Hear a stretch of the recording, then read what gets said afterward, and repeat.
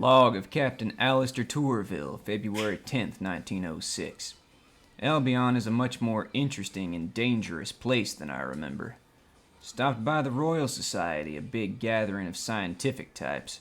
They commissioned me to get them permits to utilize the giant telescope they got out there. Or at least something that looks enough like a permit. They got a good grasp on paperwork out there. Also traded them a few of the random odds and ends we picked up in the skies, and they gave us some upgraded armor for the Fearless in return. Also put down on Warlebury Juxtamare for a spell. Supposed to be a place of relaxation, beach and all. I have some vague memories of what the beaches in the Neath were like. Makes me question if the people in Warlebury Juxtamare actually know what a beach is supposed to be. Then we went over to Perdurance, where the people there, favorites of the Queen, relived the same day over and over again. Honestly, I can't tell if that's a good thing or some sort of eternal living hell. I know hell. I've fought on its brimstone shores, and I think a day on repeat, forever, might actually be worse. Worked with the driver on their verdancy issue and made some progress, I think. Got a general location on the source of their infection, so to speak. We'll be headed out there to investigate soon. The signalman located his friend in London, an old locomotive named the Charlotte Guest. The two of them worked the Isambard line together, and he was upset to see her mothballed as she was. I can understand his pain, and I'm to help him out when we're able. Accompanied the navigator to his friend's parents' home, where he procured a key to his friend's tomb in the Empyrean. Now I get why he had to ask permission first. Also found out that he used to be a she. I had a few friends in my army days who were the same way, never felt right in their own skins.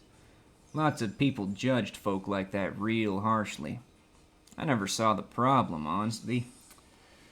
Long as it didn't impact the survival of the unit, or ship in this case, I don't really see how it's anyone's concern but the navigator's, and he's already proven he's damn good at his job, so he can wear a crown and call himself king of the skies for all I care.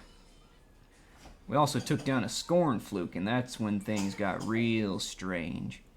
Remember those dreams I've been having? Well, part of them came true. Saw this sinister light pulsing inside the dead body of the scorn fluke. Got the overwhelming need to dig it out. So we did, and before I knew it, I'd built a steel contraption around the thing. All the while, this voice in my head that sounded a lot like my dad's voice, ordering me to build a weapon that will shatter the skies. And I think I did. Just gotta build up the Fearless a bit more so we can actually use it. The whole experience reminded me of this seance I attended a few years back, trying to contact my dead comrades, where the medium started talking in voices she couldn't possibly have used, doing things she shouldn't have been capable of. She also puked up a few gallons of what I think was ectoplasm. Honestly, if it was a scam, it was a really damn good one, and they deserved the 40 sovereigns I spent to be there. Enough scribbling for now. I got a driver what needs help, and I figure I've kept him waiting long enough. Welcome, one and all, back to Sunless Skies. I don't know what time it is for you, and I have no idea what time this video is actually going to be uploaded, but for me, it's early morning, which is a bit of an unusual thing, but now that the family's back from vacation, I gotta make a few adjustments to my schedule. So, my son is currently napping, and my daughter seems to be occupied, but pardon me in advance if I have to get up and go be a dad for a few minutes. I also don't know how long this episode is going to be. I imagine I'm going to keep this one a bit shorter than usual, just because, you know, I'm parenting again. Hey, Owen. Quiet time, please, okay? Shh, I'm wearing headphones. Shh. Thank you. Anyway, what were we doing again? Yeah, we were gonna go help the driver out with their verdancy. So, there was, come on, where is it? The driver gave us coordinates. I just can't remember where they wanted us to go. East. There it is. East, north. East, northeast. Got it. We'll have to use our scout to find it. Alright, so... make sure we've sold everything we have to sell. We're gonna load up on fuel and supplies. Alright. Let me see here. There's the map. So, somewhere in a general this way direction. And off we go. Oh, wait. I think I'm forgetting something. Off to a great start this episode. I think, maybe, this is the mission where I needed ammunition? I vaguely remember that. Let me see here. And I saved up a bunch of that stuff for a reason, so we're going to take 3 just to fill out our cargo hold. There we go. Yeah, I do remember coming at least this far, I think, in the driver's mission, I think. I could be entirely wrong. I also did not repair my locomotive, son of a bitch. Whatever, we're committed now. It's on.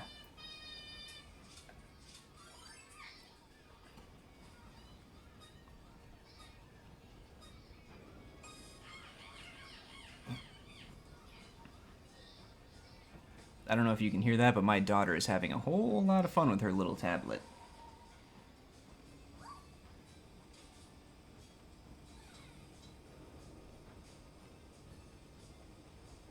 I also didn't switch out my officers the way I wanted to.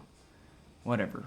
I think also somewhere up here is going to be the Serene Mausoleum.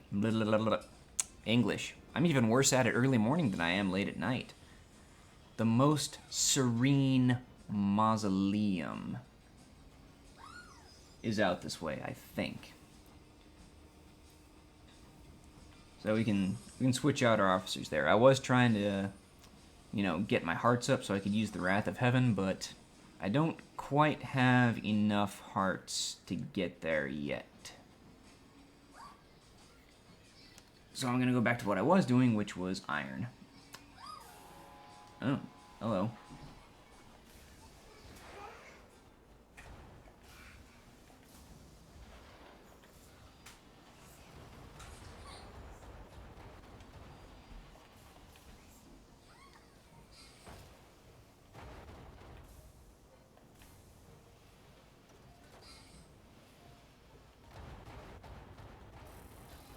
Oh, crap.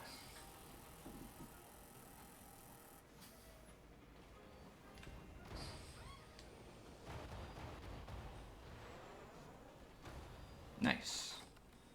Damn, can't strip it for repairs. That's unfortunate.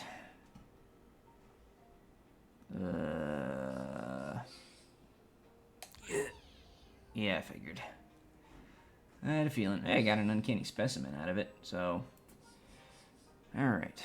Resurrectionist defeated. The Resurrectionists haunt Memoriam, plundering its graves for corpse goods and cadavers. They sell the valuables to pawn shops and the bodies to disgraced scholars, deranged artists, and grisly collectors. Nature's Lament.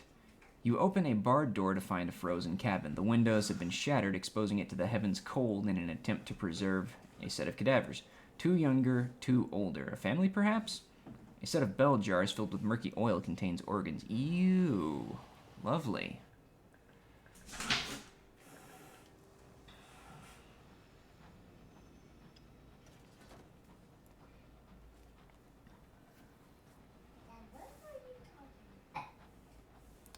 I was talking to the microphone, Eowyn. So the people can watch me on the video later. Yeah. No, Eowyn, you're not going to be watching me on the video. This content is probably not safe for you. Which is why you're over there and I'm over here.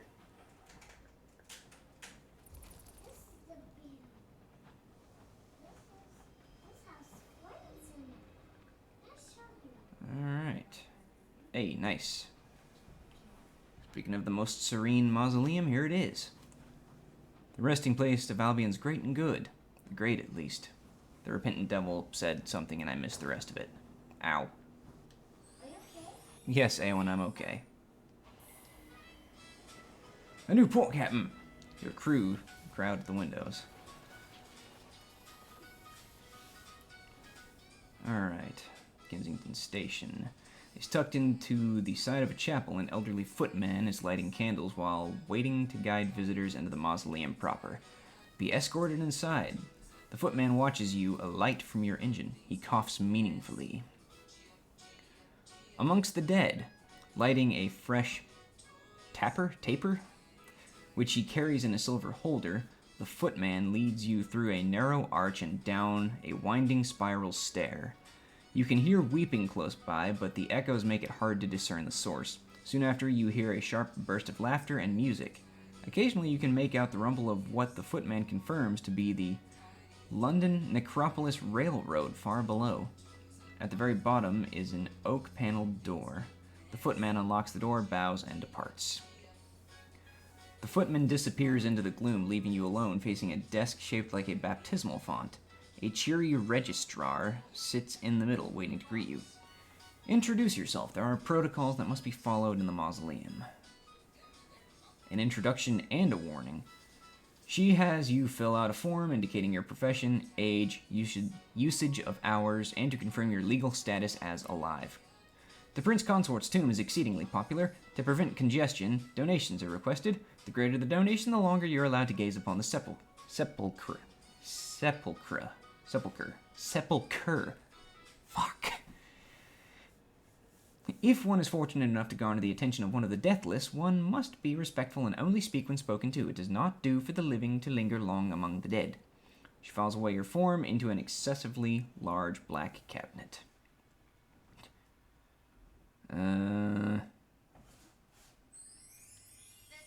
No. Okay. Visitors of the most serene mausoleum are ushered into the nave, a vast soaring vault above the heart of the mausoleum. Here, guests to the mausoleum may visit the tomb of the Prince Consort, arrange for the burial of one of their own dead in the catacombs, or merely enjoy the solemn environs of the Empire's monument to her departed love. First off, write a port report. The most serene mausoleum is, if not the heart of her renewed majesty's domain, then at least its pulmonary valve. The most serene mausoleum endures. The catacombs grow as the necropolis line brings more bodies for burial. Traders bring fresh hours into the mausoleum, endowments from the Empress for the deathless interred in their vaults. Plans are in motion to add a new chapel to the nave, while the deathless petition for a new separate station for the exclusive use of their servants. Death has never been so much in motion. Look for the inscribed Tinkerer's Sigil. The walls are adorned with all manner of ornamentation. Sift through sigils. You follow the Tinkerer's instructions. A quiet window off a landing below the upper vault. Far below, mourners and courtiers, all in black silk, wander the nave like a host of spiders. Ugh. You take out a magnifying glass provided and turn your attention to the walls. Some quick thinking on your engineer's part doused the worst of the flames. The correspondence often has spectacular side effects. Your notebook has survived with your drawings of the many, many identical broken sigils that adorn the gallery that looks out over the dead star below. Cool.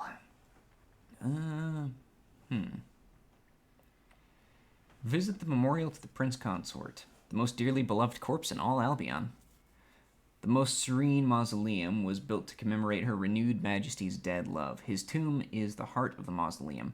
The vaults, chapels, mourners, and courtiers, all arteries and capillaries to his memory. To visit the tomb, one must speak to the cheery registrar. Join the reverent crowds at the Prince Consort's tomb. A few sovereigns will buy you a few minutes at the sepulchre. This will reduce a little terror. Lovely. The cheery registrar marks your name in the account book before summoning a footman to guide you to the tomb. The tomb is sunk into a round chapel behind the choir. An effigy of the Prince Consort rests on top. His long hands are folded in prayer. 4 sculpted seraphim support him as though about to lift him up in flight. Crowds of visitors in mourning jostle for a better position. A lady in an inconceivable hat shoves her way to the front. You are afforded a brief glimpse of the prince's haunted marble face before you are ushered away. Alright. Return to the nave. You've lingered long enough in the shadow of death. Alright.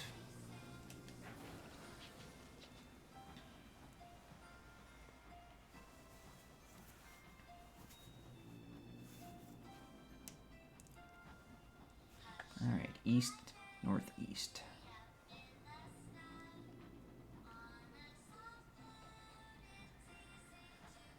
Early morning hours have not stopped the cats from being rowdy. Good to know.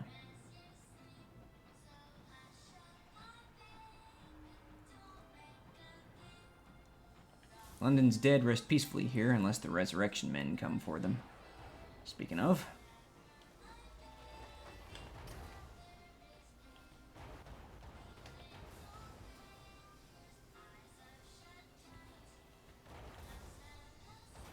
Whew. And I would not mind having one of those guns for myself. Ow.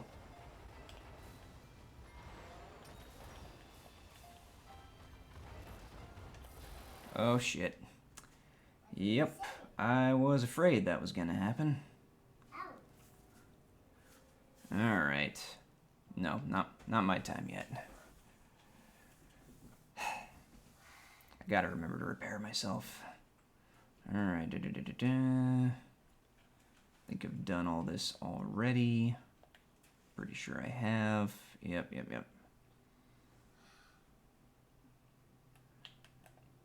Right, we were also going to switch out officers. Check this. Is it miscellaneous? Just wanted to make sure I had, in fact, gotten the thing. I'll be able to check the journal, I think.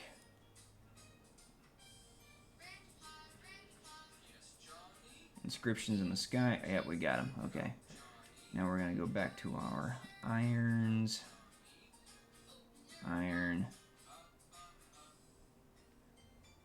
Iron. Iron. Alright.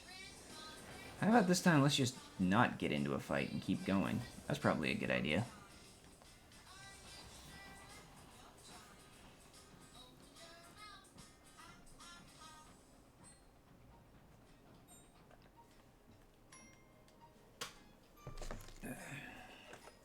I was going to check my compass real quick. Make sure I know which way exactly is east-northeast.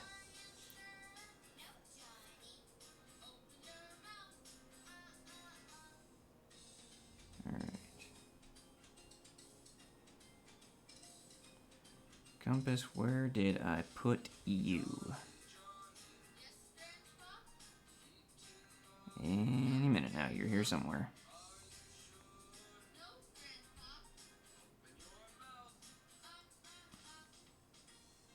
Maybe I didn't remember to save the compass? Could have... There it is. I found it. Okay. Got it. East-northeast is more left than it is up. Okay, got it. Got it. So I'd head pretty much straight this way.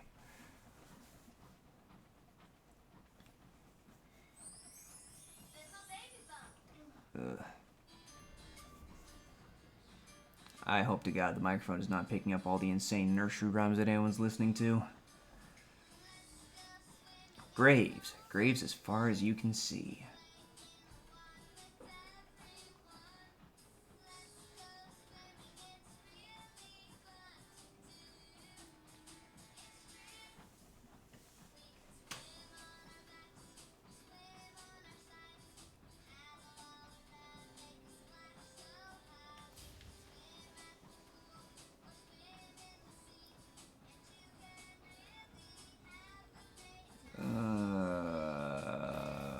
What is this?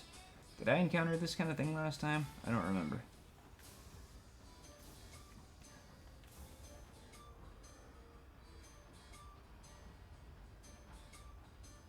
Okay, well, nothing bad is happening, so we're just going to continue on.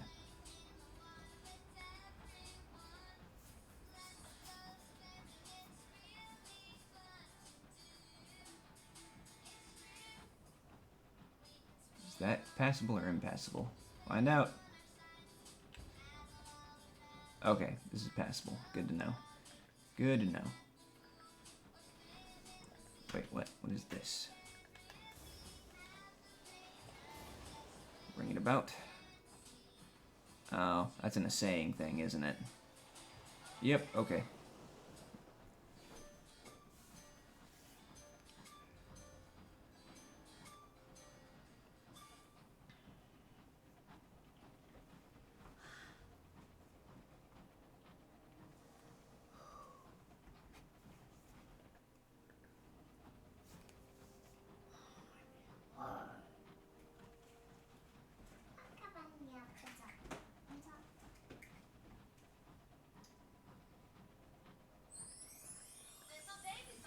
Alright.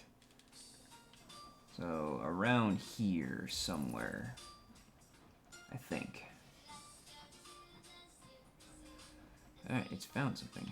We found a question mark. This eels again? Yeah, that's partner eels. Something writhes in the mist.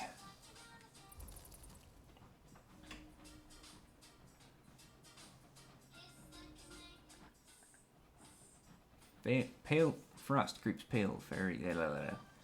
Yep, English. Can't do it. Can't do it this early in the morning. Good to know. Patchet Sound.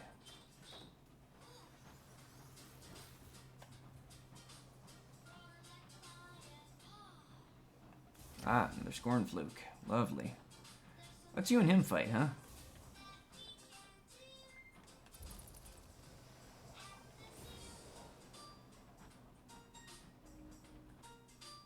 Hey, there's a station up there. Right on. I should probably go investigate that and get... I'm not going to be able to fit through here. Go get that autosave, just in case.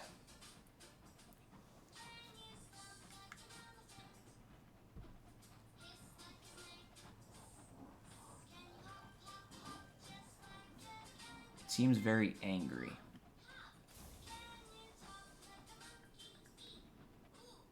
Almost there. You find anything else for me, bat?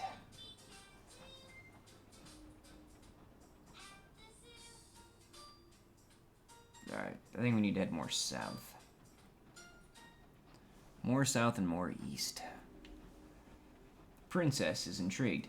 Is this Avid Horizon? I was occupied when the Royal Locomotive came through. I'm sure you were, Your Highness. The Home Bureau.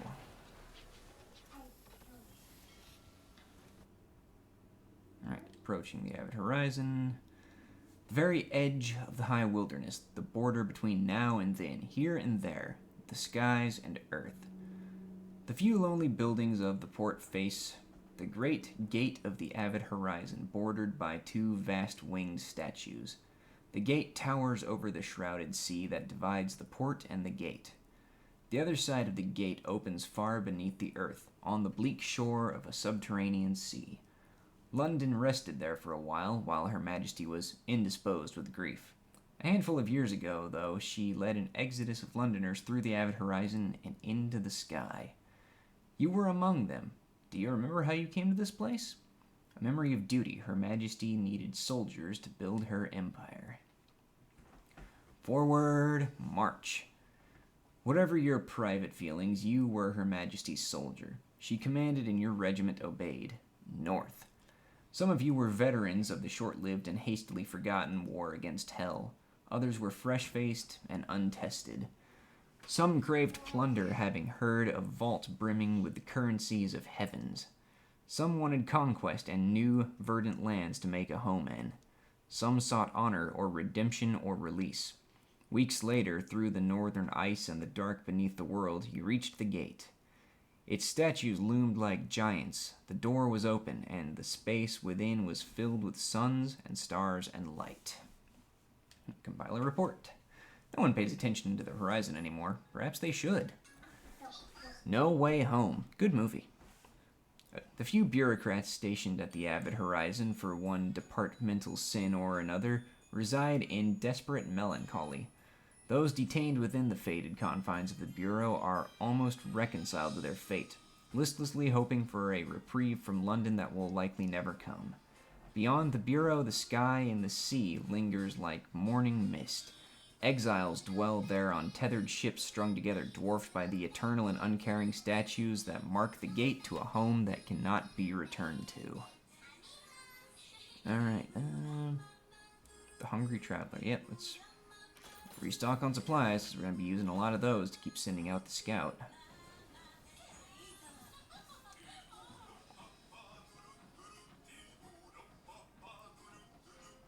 If you can hear that, I am so fucking sorry. It drove me insane long ago. But unfortunately, there's really nowhere else I can have her be while I'm recording. Primordial ruins litter the heavens. Here is a piece of one, columned and crumbling.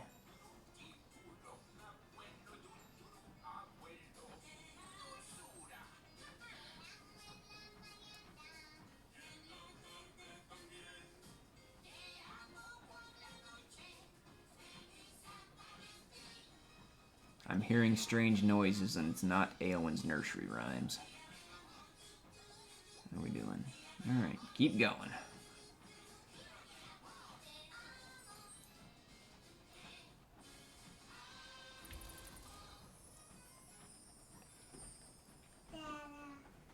Yes, child? I think I've already seen that. So, Eowyn has this cup she drinks out of. It's like one of those cups that has like a straw built into it. She likes blowing bubbles through it, and I swear to God, every time she does it, it sounds like she's just taking the most massive hit off of a bong.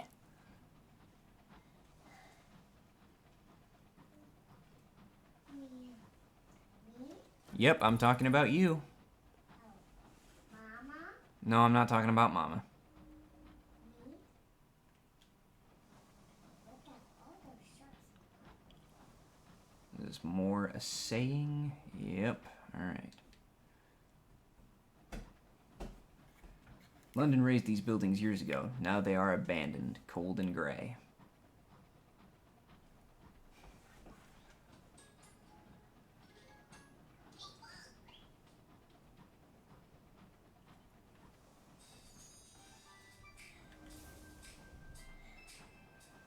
A sound like a shower of diamonds. You've passed through a field of glass fragments.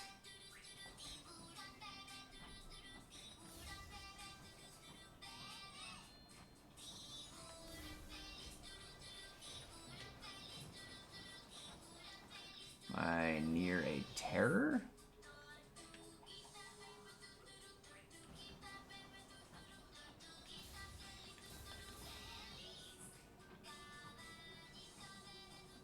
I think I might be near a terror. Oh, I'm near the sun. Okay. Well, at least I can buy fuel here.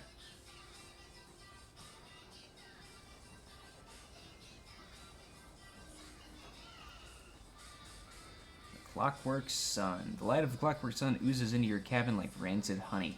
Gross. Sunspur. Uh-oh. My, controller became disconnected. That's not good. Well, I guess, if anything, it's a good time it happened now. Alright, so I think I'm gonna have to do this. Use gamepad.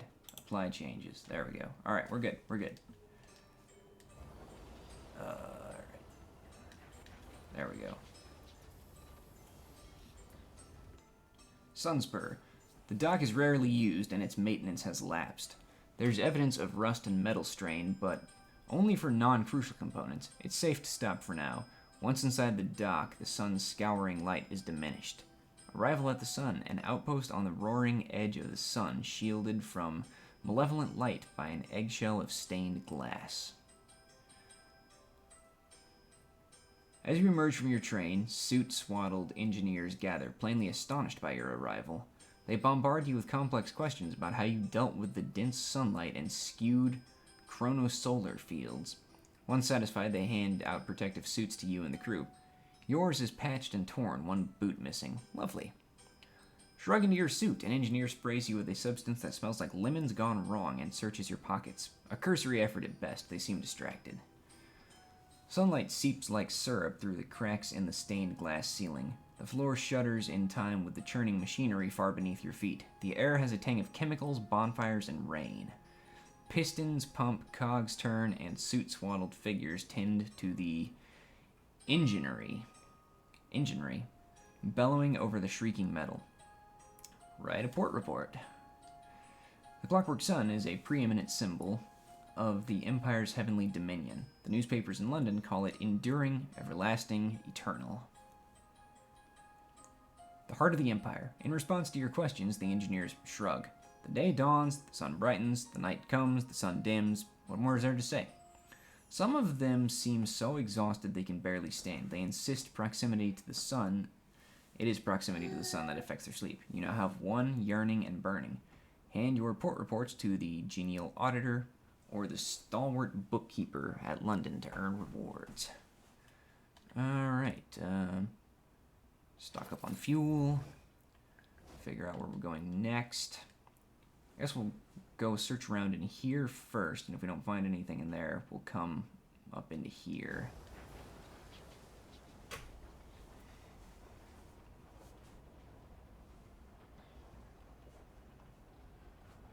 Oh, yep, there's the terror strings.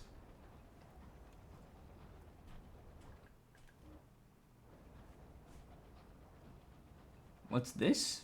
A pitiful scattering of plain, abandoned coffins. That's nice.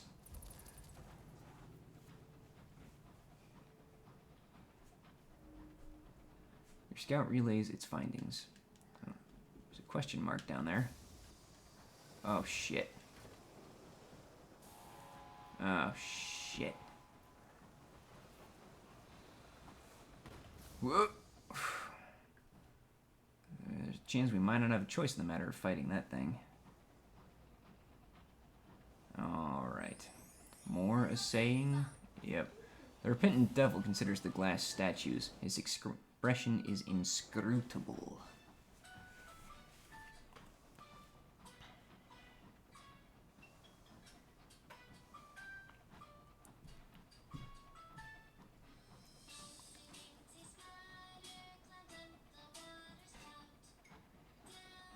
If I continue this early morning stuff, I'm definitely gonna lower the volume on Aowen's tablet before I start. I have no idea if you guys can hear it, but I certainly can, and it is distracting as hell.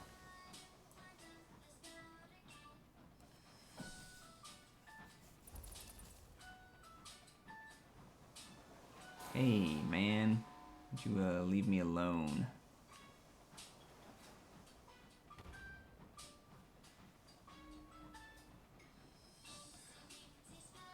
The wind pipes as it squeezes between the stones. The sound is tuneless and mournful.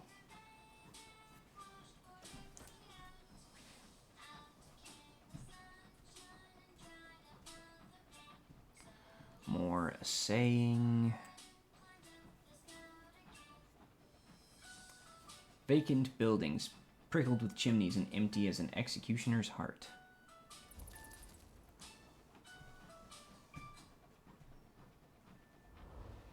Your scout has nothing to report except that the sky is vast and the winds bite. Well, thanks, bud. Really appreciate that input. Alright, this way.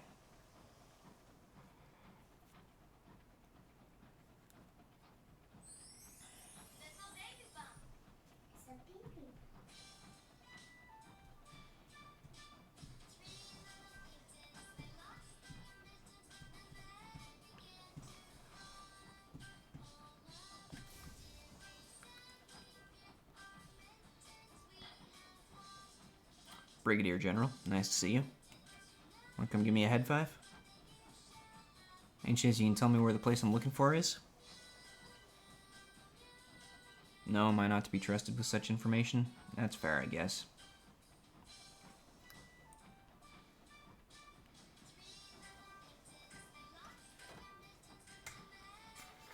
Hydrate.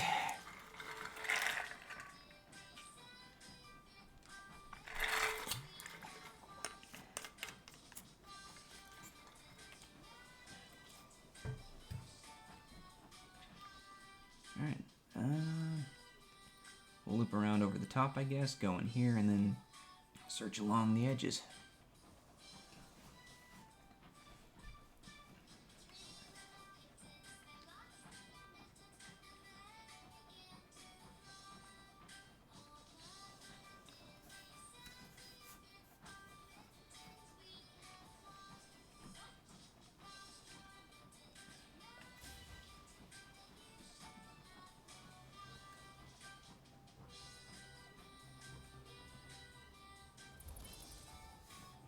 Oh, crap. Scribe Spinster. Hello. It has found something.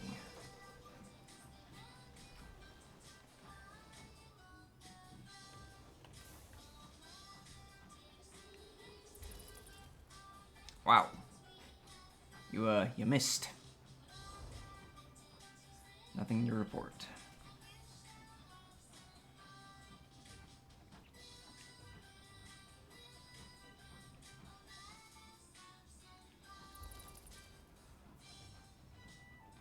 Man, I remember back at Sunless Sea when sending out the scout didn't cost anything. I discovered something.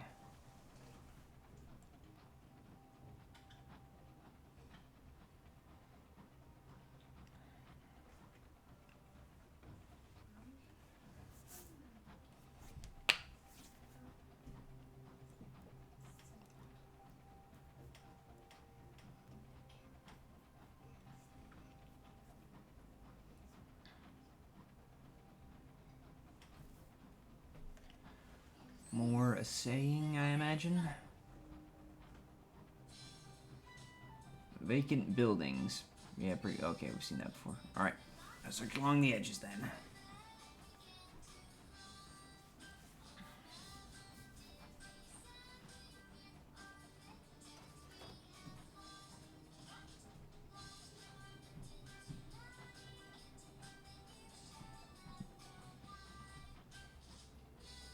Hey, horse drop deep. We found it. That's what we were looking for.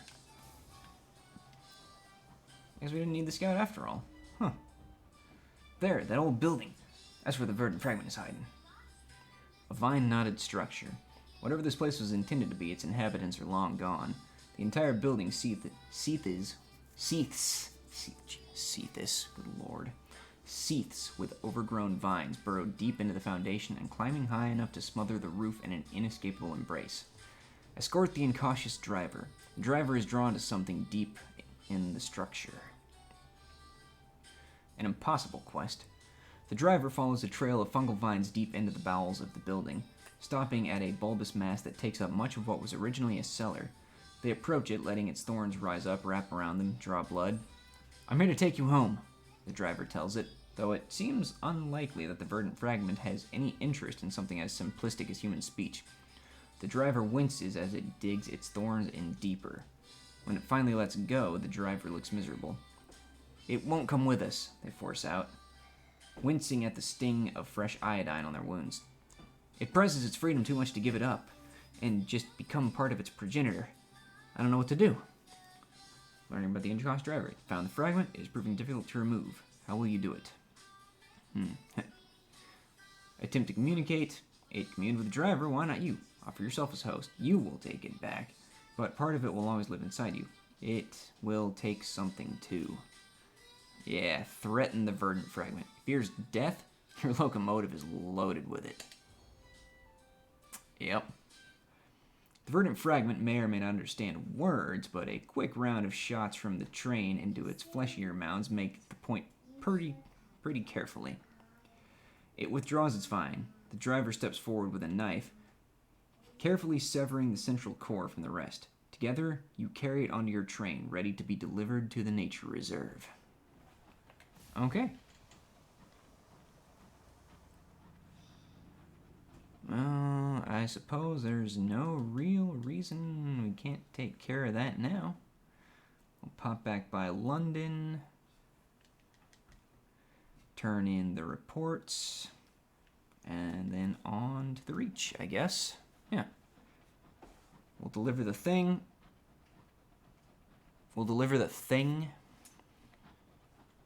Go to New Winchester and call it good there, I think.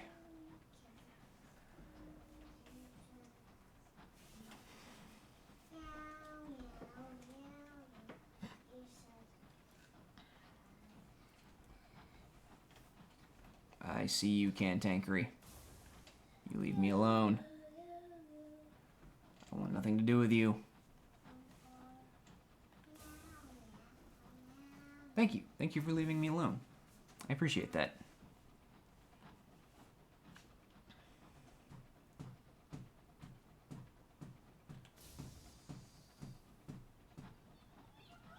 It's absolutely real.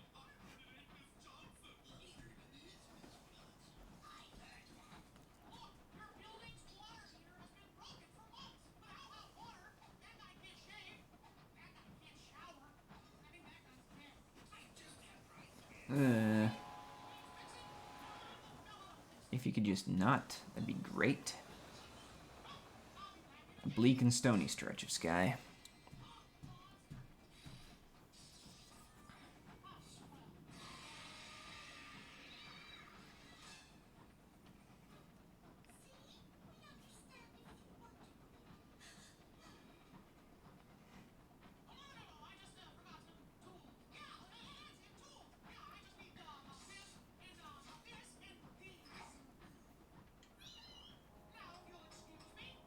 Alright, we getting close? We're getting close.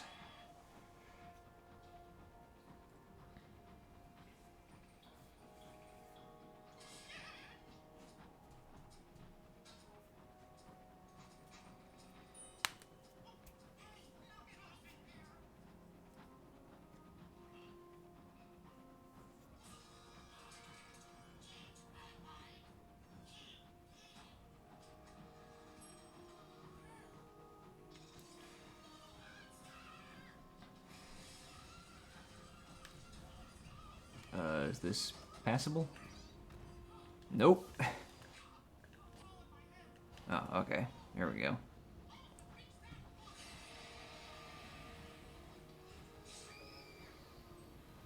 think we also needed bronze wood from the Reach, didn't we, to continue the Signalman's quest? We can check in on that real quick. Looking down, you can see all the strata of London banded below you.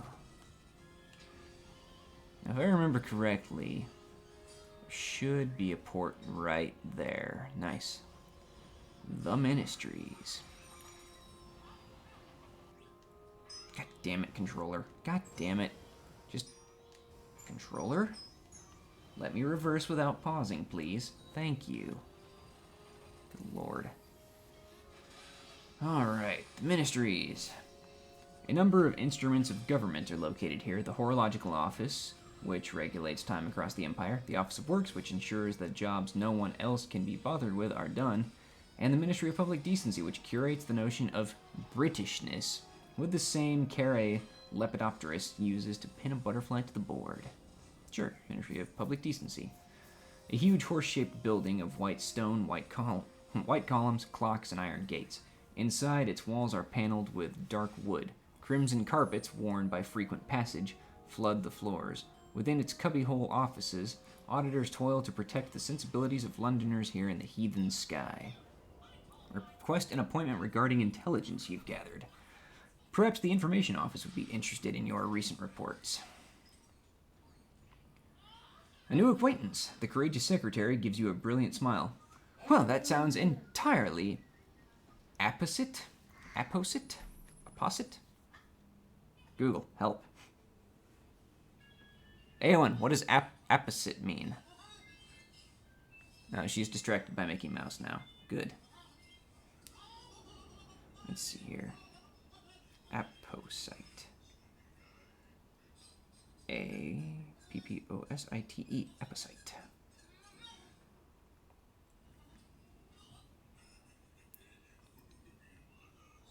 Apposite. Pronounced apposite? Adjective. Apt in the circumstances or in relation to something. Okay. Take a seat, dear. She writes a note and inserts it into a pressurized delivery tube by her desk. 15 minutes later, a genial auditor arrives, a portly fellow with white, wispy mutton chops. A pleasure to meet you, Captain. Let's go to my office, shall we? He leads you through a labyrinthine corridors. A new bust of the Empress seems to wait around every corner. Deliver your reports to the genial auditor. Well, what do we have here? He asks, pouring you both tea. Well, thank you. Expert handling. He listens intently, writing notes on a pad of paper. His comments are absolutely neutral. I see. Fascinating. Well, well. You notice your reports are filtered into separate piles. Afterwards, he writes a requisition form for you. Just pop this into finance on your way down, and they'll see to the needful, he says. Terribly grateful. Best keep this information to yourself, though, eh? Rest assured, we are experts. Will ensure it's handled sensitively. All right, 6 ministries of gratitude and 600 sovereigns. Cool. Oh, hey. We're going to need one of those. Trade favor for an invitation to Perdurance. The ministry keeps a supply of invitations to the Half-Light Mosque. Occasionally, they hand them out as rewards to people who provide valuable services. A tear in his eye. He hands one over. A luxurious cream card with flowing gold script. Is there a better example of the importance of our work? The bloom of British youth, preserved in the flush of their innocence. It tests a chap's stiff upper lip, it really does. Thank you. All right. To St. Dom's, into the Reach.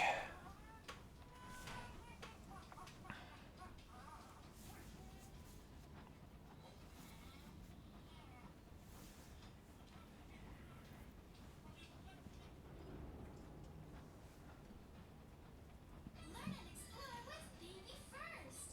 Subscribe now. Bells chime. The inconvenient aunt checks her pocket watch. Well, that's completely wrong.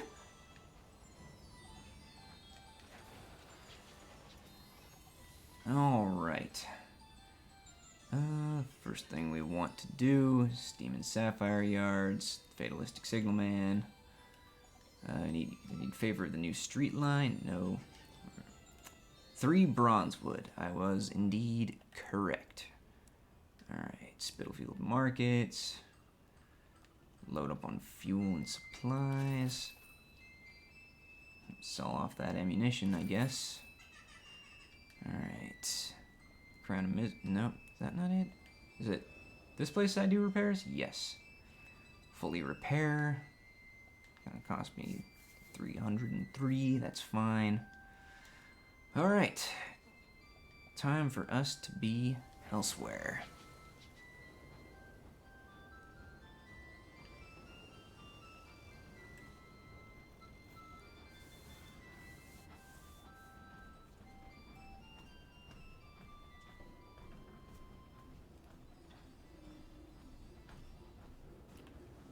From her throne, Her Majesty can look out over all of London when the smog allows. I think I've read that one before too. That seems accurate. Alright. Head straight this way, I guess.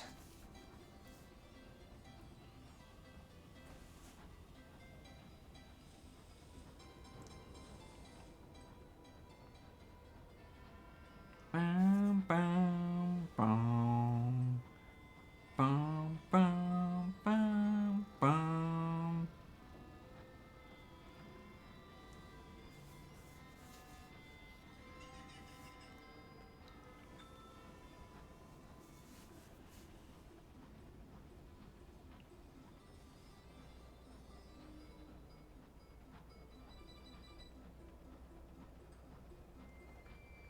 Here are London's factories. The wheels of industry churn, making a slow, endless thunder. What you doing, Eowyn? You need to go potty? Okay. I trust you.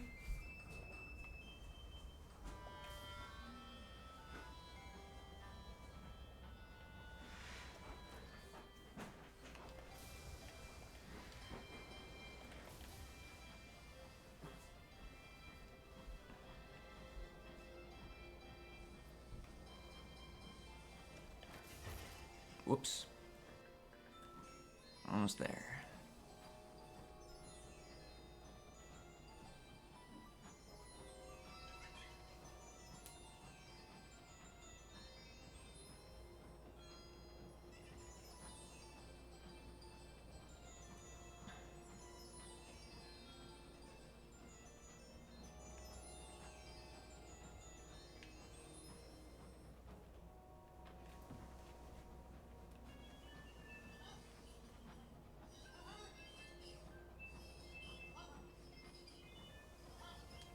Alright, here we go.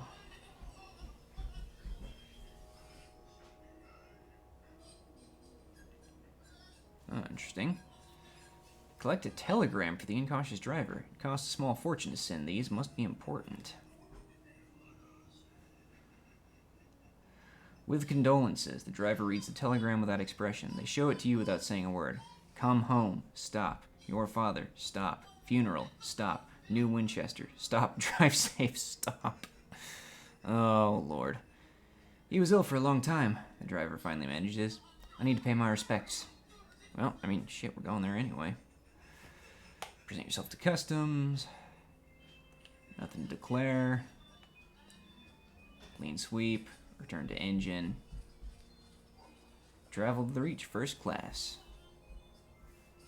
Alright.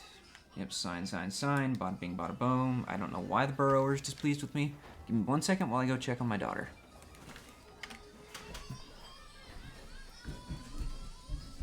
Ewan, are you done? Not yet.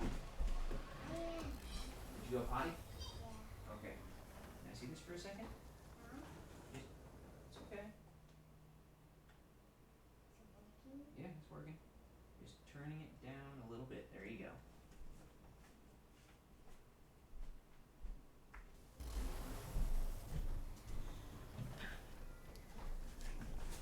Huh, I'm back just in time. Right. First thing we're gonna do, I think, let me see here. Show me the map. Yeah, we'll hook up to the nature reserve and then to New Winchester, and we'll call it good.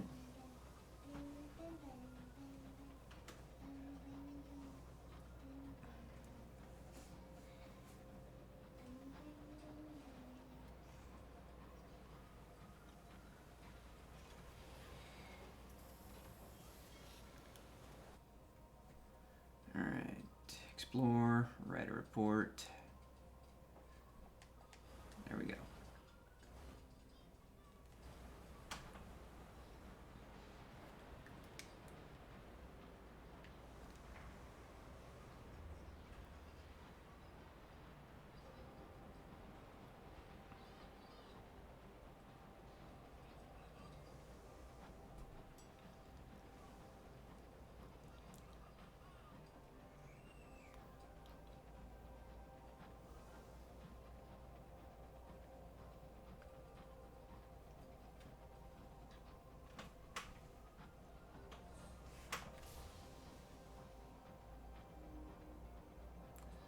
Bridge clocks chimes twice quickly. This close to the Isambard line, time is devious.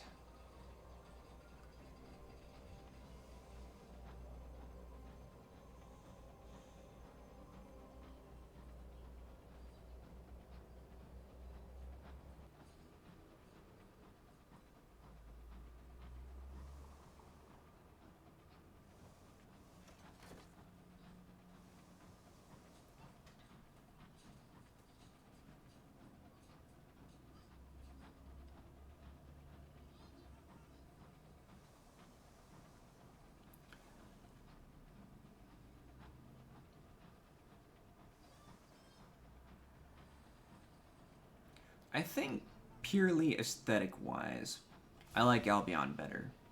But speaking from like pure atmosphere, I think the Reach is better.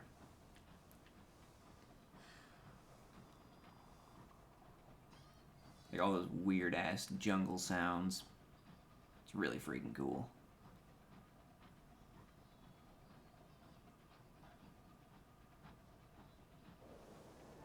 The Peacock wins!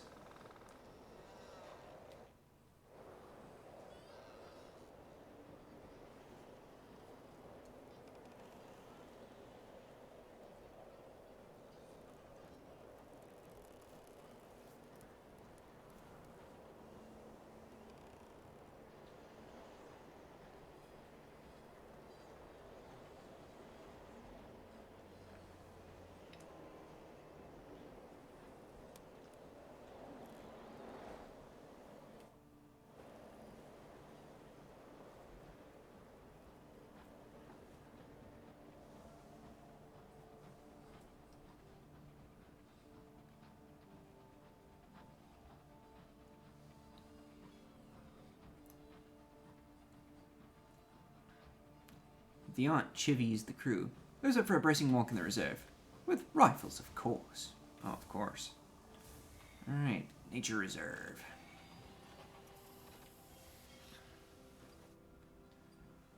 Alright. Gather a report. I think it's Albert's ideal. Into the reserve. Escort the driver to the verdant. The fragment should end the driver's obsession. The driver looks up at a telegram from home, visibly convicted. No, I have to go pay my respects to father first. While I'm still me. As much of me as I can be sure of, at least. My own needs can wait, at least a little longer. Fucking fine. Go do that first, I guess. It's not that long of a drive back, I suppose.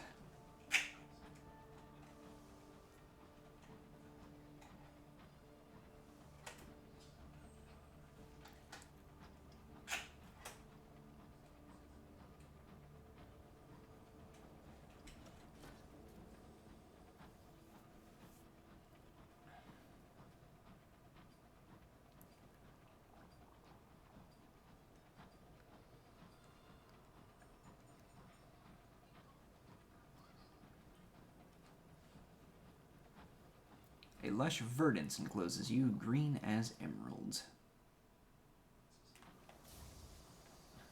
Ooh.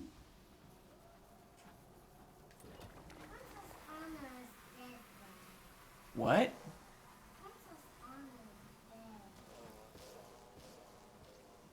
What makes you say that?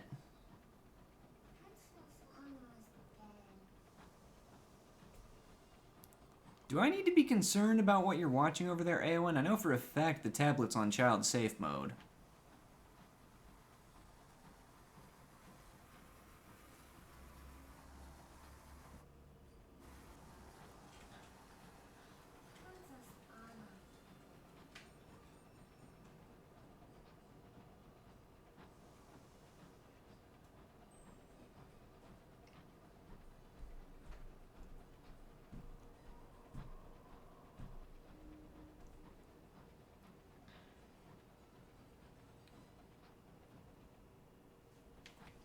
God, I need to get an upgraded engine.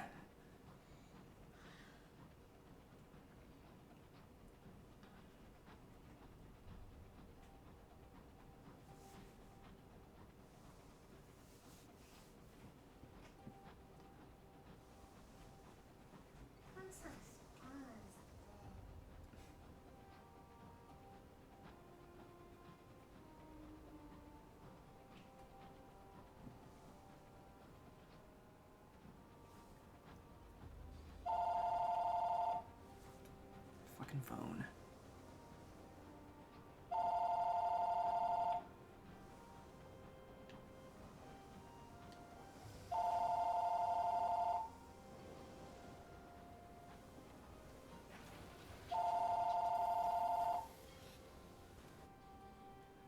Alright.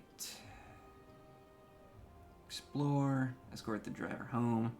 The Stainrod mansion is draped in mourning black. The lady of the house stiffly greets her guests, nodding at every whispered word of condolence. A lady in mourning. The incautious driver's mother greets you both at the gate, her tone chillier than lustrum frost. The prodigal son returns, then, somewhat late, but I suppose better late than never. Didn't say son. Pardon me. The prodigal returns, then, somewhat late, I suppose better late than never. Your father would have been pleased to see the effort. Well, you'd better come in. The funeral party gathers on the main lawn behind the house, sipping wine and eating delicate sandwiches without crusts. Look for the incautious driver. They slipped away into the house up to an old playroom. Memories of childhood. You find the driver in a dusty old playroom. A portrait hangs on the wall, showing a young boy and his younger siblings. My older brother and I, the driver confides. Yes.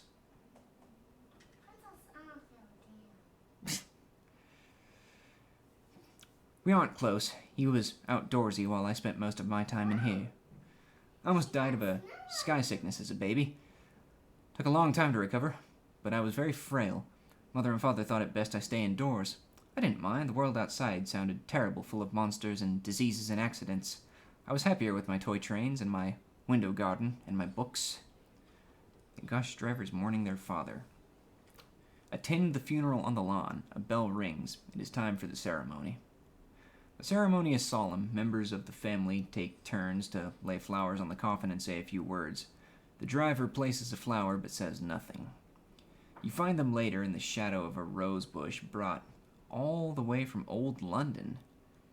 It was Father who said I should leave, you know. Their voice is quiet. I had to work, after all, and he knew I liked botany. He arranged a position for me at the Nature Reserve and booked passage on a reputable engine. First time I'd left New Winchester. Pick a rose. There is a tear in the driver's eye. The moment is awkward and it may spare their feelings if your attention is elsewhere. Lay your hand on the driver's shoulder. The awkwardness of the moment should not keep you from offering comfort. Exactly.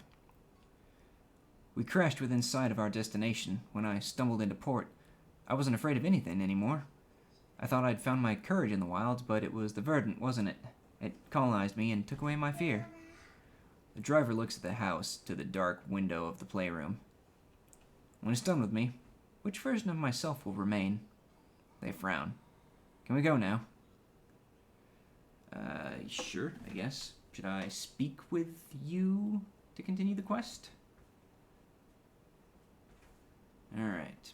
The driver, yeah. Check on the driver. How are they coping with their verdancy? Driven to madness. Sweat beads on the driver's brow. I don't know how much longer I can hold on. The voices are so loud. They want to fly. I want to fly. If I don't deal with the fragment soon, I think I might lose myself. Help the driver make a decision. The funeral has left them conflicted about their future. What do I want, Captain? The driver smiles awkwardly. How can I even tell anymore? Everything in my head says I should go to the Nature Reserve, end this already with the verdant fragment. Is it fair to condemn it so that I can go on?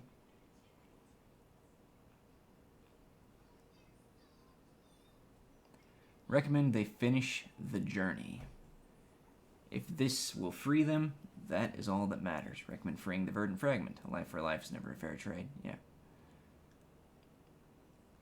You're right, of course. I spent too many years worrying about the consequences. We must finish this. To the Nature Reserve, then. Alright, the incautious driver must face their impulses. Alright. Now we go back there. Yep, just go this way, I guess.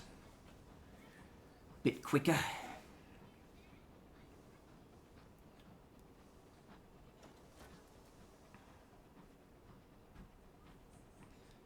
I don't know if I saw this last time or not, but I did notice, funny enough, that between the two guns I have, weirdly enough, the one with the shorter barrel has longer range.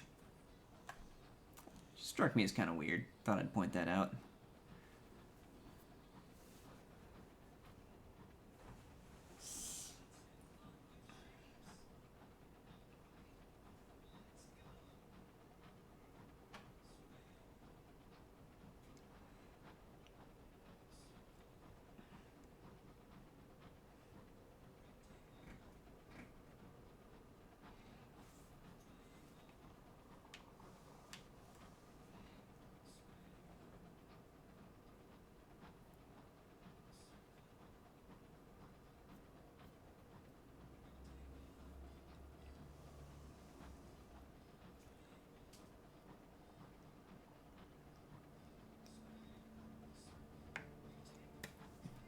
Sorry about that. I don't know if the mic picked that up, but I was chewing on a hangnail.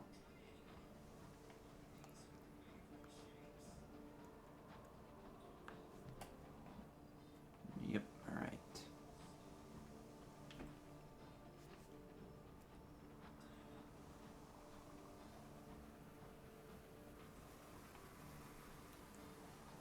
Chorus to Bees, nice to see you.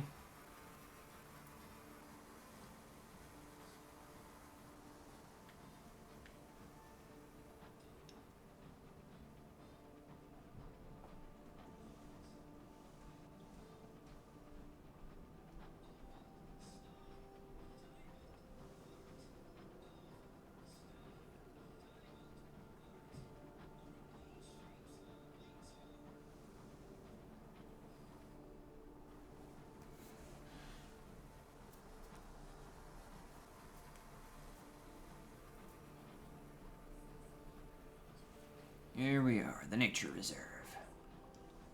Benton Devil smiles. First you conquer nature, then you preserve it. A trifle arrogant, no? Alright, so real quick, before we go finish this off, I'm going to point something out. Alright, officers. So you can see the incautious driver gives +2 hearts and +6 iron. Remember that. Anyway, explore on our own to reduce terror. Albert's ideal. Into the reserve. Escort the driver.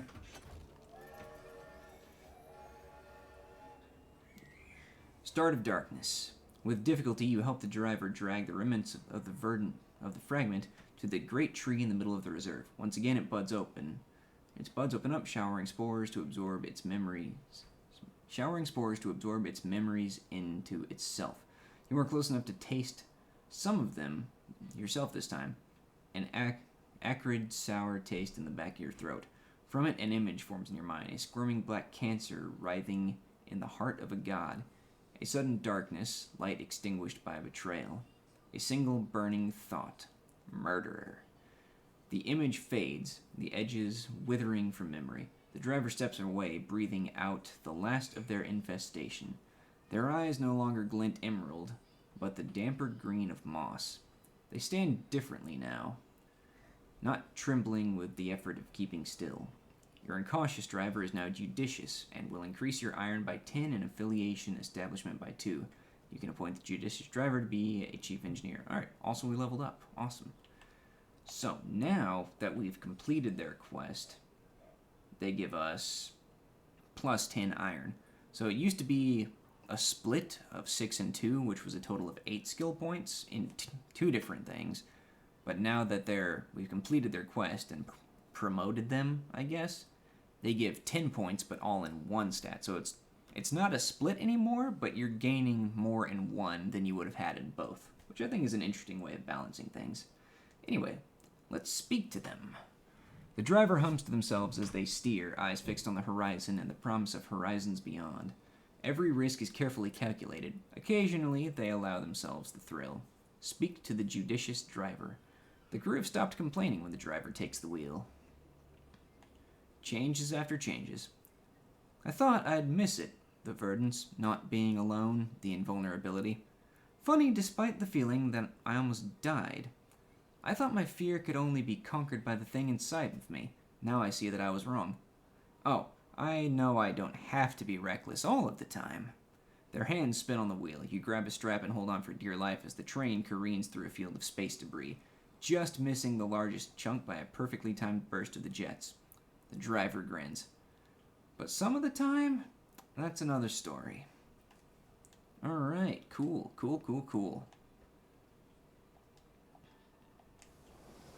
Alright, we'll go back to New Winchester, pick up a new facet, and then we will end the episode there.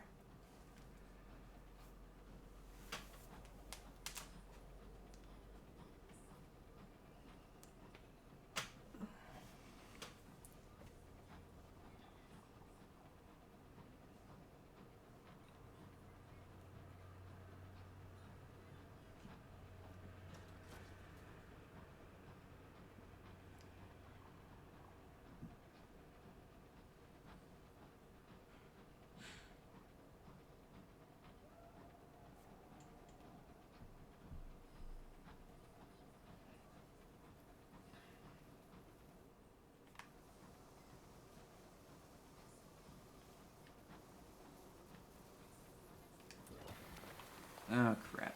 Alright, I guess we're fighting some chorister bees first.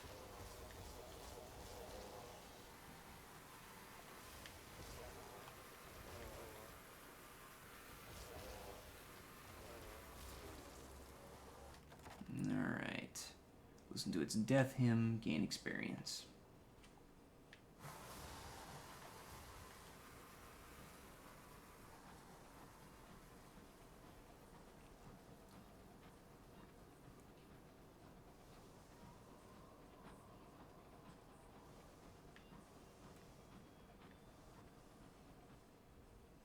Uh-oh. Oh. I'm fine. Don't worry, Eowyn. What do you say? Don't worry about it. It's fine. I promise. Mysterious outbreak of nostalgia. They stop work. Missed your blah blah blah blah blah. Yep. Break out the brandy and string the fiddles.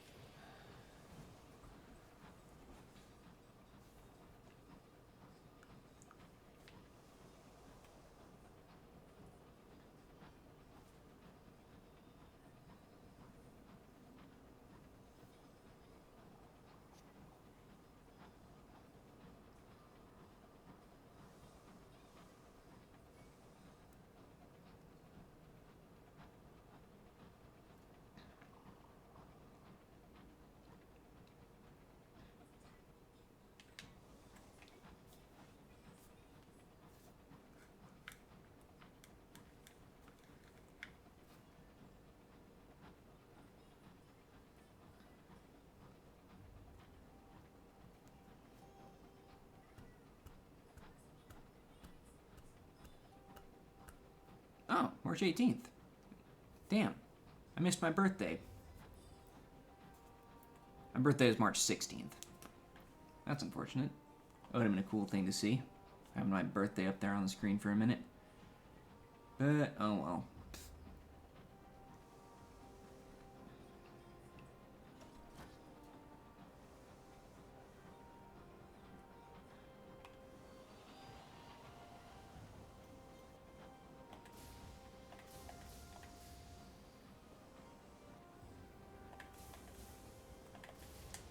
There we go.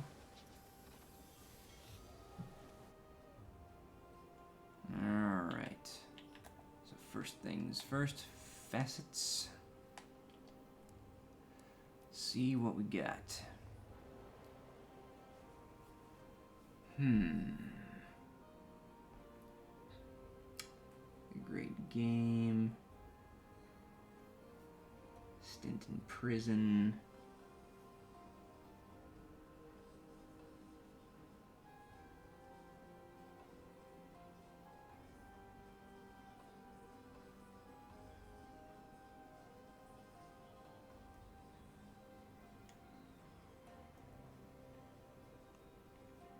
Alright, let's just go through these real quick. I'm sitting here looking at the symbols and not looking at the words. The Great Game. London once crawled with agents of Paris, Vienna, Istanbul. Now in the heavens, old players must find new purpose and new enemies. Bell tolls, you have foreseen your own death, didn't please me. Spirified, once upon a time someone took your soul, he drew it out of your mouth with a delicate silver fork. Weird. An interlude of red and gold. You lost your mind once. They put you in a splendid hotel managed by a cheery gentleman who would determine when you could leave. Or a spell in prison. The judge, stony-faced, condemn you to New Newgate stalactite prison. Well, both the Great Game and the prison give me hearts. Let's go with the Great Game and see what the heart options is. Much espionage was amateur, or at best semi-professional. There were a few trained agents. Instead, you were an asset recruited for your temperament and position. Who was your target? Domestic threats. The state was incredibly concerned with ideological threats, revolutionaries and their hidden printing presses and their homemade bombs. Let's look at prison real quick. Served time quietly. Its dark was thick as tar. Its cells were small as pantries. How did you spend your days in there? Notched every dismal day into your cell wall. You steered clear of the monsters and the meek they preyed upon. You dreamt of the day of your release. Alright. I think we're going to go with the Great Game against domestic threats. Maybe Alistair got hired on at some point to do some stuff he probably wasn't proud of, but maybe he owed some favors. Whatever. I'll figure that out next time. So, domestic threats. Where you going, Eowyn?